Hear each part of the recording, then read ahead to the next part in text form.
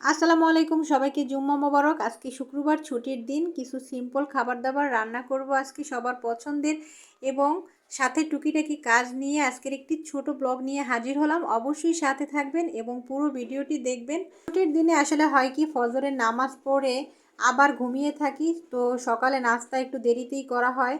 নাস্তা ঝটপট করে সবাইকে খাইয়ে আবার দুপুরের রান্নাটা বসাতে বসাতে একটু দেরি হয়ে যায়, কারণ এখন তো আমি দুই চুলায় রান্না করতে পারি না, আমি ইলেকট্রিকের এক চুলেই রান্না করি।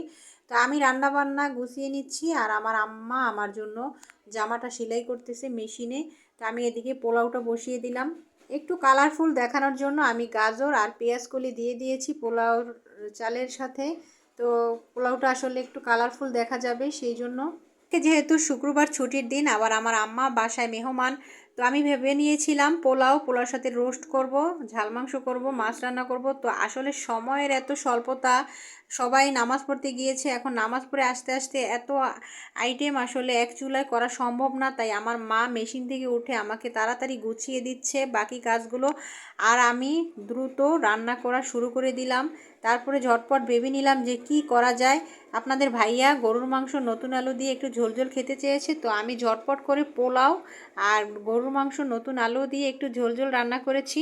আর সাথে ভেবে নিলাম যে ঠিক আছে, যখন রোস্ট অথবা ডিমের কোরমা কিছুই করব না, তাহলে আমি রুই মাছটা পোলাওর সাথে ভেজে নেই, তাহলে পোলাওর সাথে রুই মাছ আর গরুর মাংস এগুলো দিয়ে আমাদের এখন দুপুরে খাওয়া হয়ে যাবে।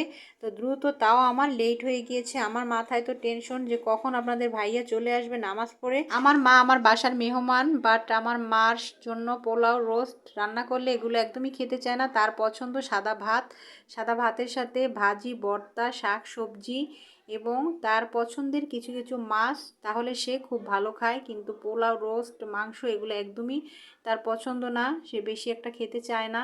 তো রান্না করেছি, আমরা সবাই সুন্দর মতো খেয়েছি আলহামদুলিল্লাহ। রান্না অনেক দ্রুত করেই কমপ্লিট করলাম। এর সময় যে এত দ্রুত চলে যায় আসলে টেরই পাই না। ভাবি যে এটা করব সেটা করব, কিন্তু সময়ের সাথে কোনো কাজই করে কুলোতে পারি না। আজকে আলহামদুলিল্লাহ খাবারগুলো অনেক মজা হয়েছে। আমার মা নতুন আলু দিয়ে গোশতটা অনেক সুন্দর করে রান্না করেছে, কালারটা অনেক সুন্দর হয়েছে এবং খেতেও খুব মজা হয়েছে আলহামদুলিল্লাহ। আবার খাওয়া কমপ্লিট হয়ে গেল। এখন আমার মা বলল যে জামা সেলাইয়ের কাজ একটু বাকি আছে, সেটুকু সে করে ফেলবে। তো আমার মা বসে গেল আবার মেশিনে। আজকে আমার ব্লগটি আর বেশি বড় করব না। সবাই ভালো থাকবেন, সুস্থ থাকবেন, এবং আমার ভিডিও যারা এতক্ষণ ধৈর্য সহকারে দেখেছেন সবাইকে অসংখ্য ধন্যবাদ জানিয়ে নেক্সট ভিডিও দেখার আমন্ত্রণ সবাইকে। আল্লাহ হাফেজ, আসসালামু আলাইকুম।